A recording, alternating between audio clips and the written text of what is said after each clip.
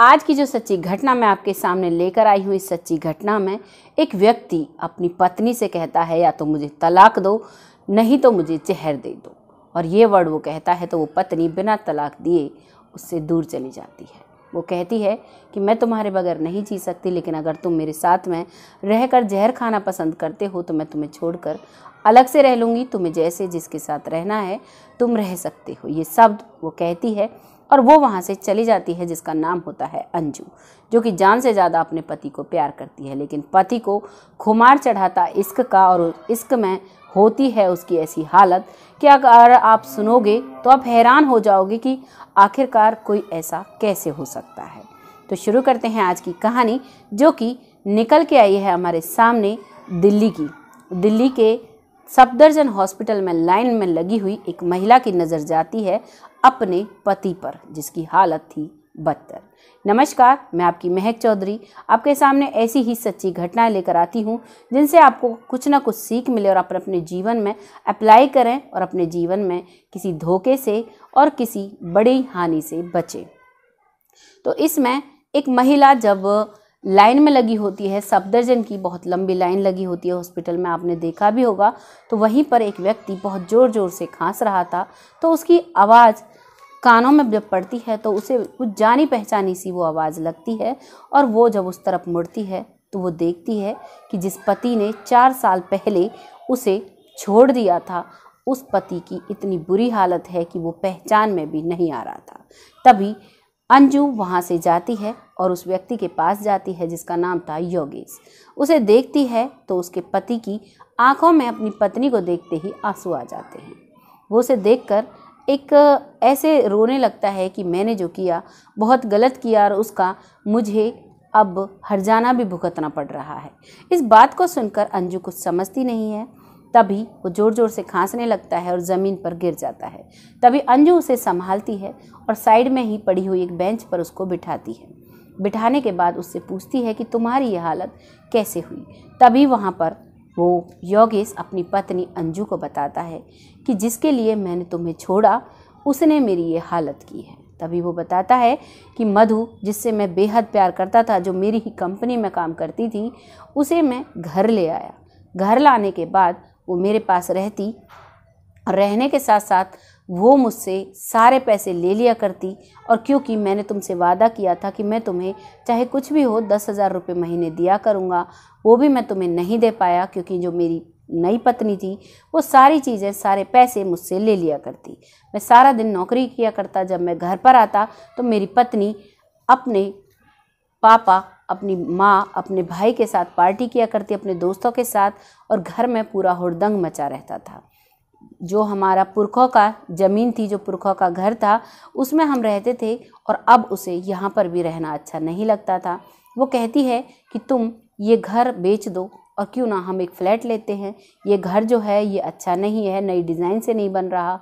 इस बात पर जो मेरी मम्मी थी वो भी बहुत विरोध करती थी, लेकिन उसकी कोई भी एक बात नहीं सुनी जाती थी।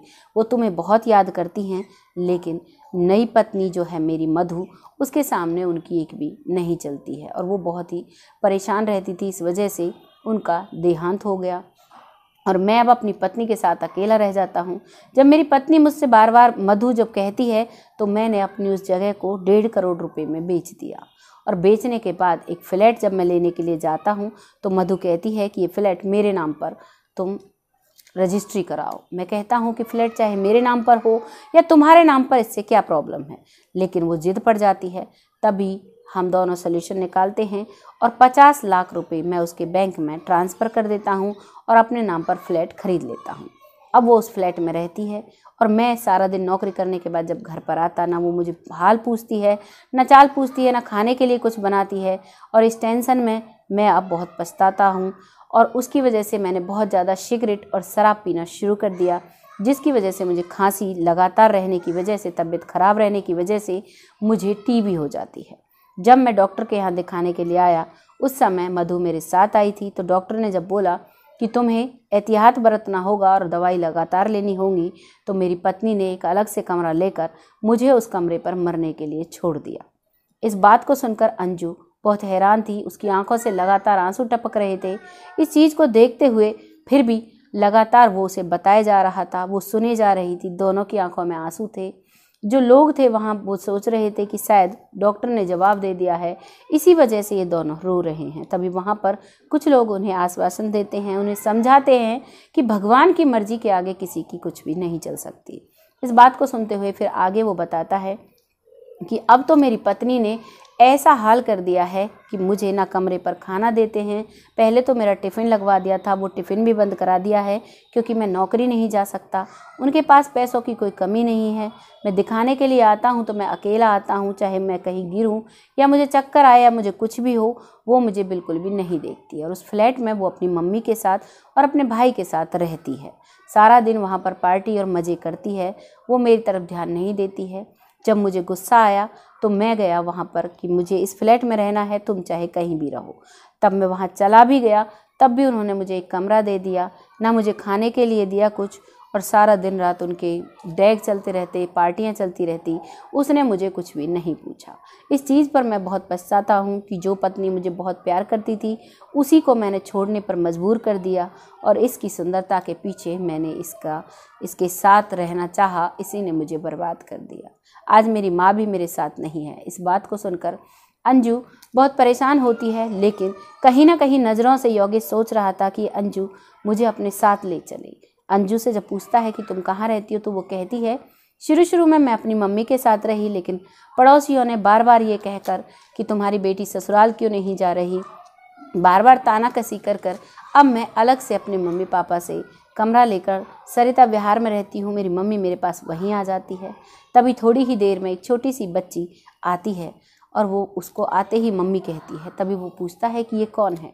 तभी अंजू कहती है कि ये हमारी बेटी है। जब मैं और तुम अलग हुए उसके 1 महीने बाद ही मुझे पता चला कि मैं प्रेग्नेंट हूँ, नहीं तो वो सीसी जो तुमने मुझे दी थी वो मैं खुद ही खाने वाली थी, लेकिन इस बच्ची को देखकर मैं वो नहीं खा पाई और इसके लिए मैं आज जी रही हूँ, नहीं तो तुम्हारे बगैर मैं कैसे जीती। मैं तुम्हें अपनी जान से ज़्यादा प्यार करती थी। ये बात जब वो कहती है तो योगेश को बहुत ही पछतावा होता है और वो अब उस लड़की यानी अंजू अपनी बेटी को लेकर चली जाती है और उसको एक ऑटो में बिठा देती है कि तुम घर जाओ। एक दूसरे का नंबर एक्सचेंज कर लेते हैं और पूछते हैं कि तुम यहाँ पर क्यों आई थी। तभी वो बोलती है कि मैं अपनी बेटी को टीका लगवाने के लिए आई थी, लेकिन अब तुम्हारा ट्रीटमेंट यहाँ चल रहा है, मैं अपनी बेटी को अगली बार आऊँगी तो टीका लगवा लूँगी, अब टाइम नहीं मिला। क्योंकि बीच बीच में अंजू ने उसकी पर्ची जब उसके नंबर आया था तो उसको ले जाकर वो डॉक्टर को भी उसको दिखा कर लाई। डॉक्टर ने कहा था कि अगर आप लगातार दवाई नहीं लोगे तो ये बीमारी बहुत भयंकर रूप रख लेगी। इस बात को समझते हुए वो अपने घर जाता है।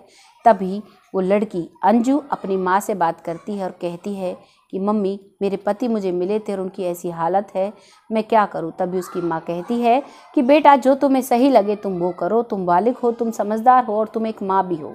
तभी वो डिसीजन लेती हैं और वो दोनों माँ बेटी एक और दूसरी जगह कमरा लेते हैं और वहीं पर फ़ोन करते हैं उससे, योगेश से, और कहते हैं कि तुम चाहो तो तुम हमारे साथ रह सकते हो।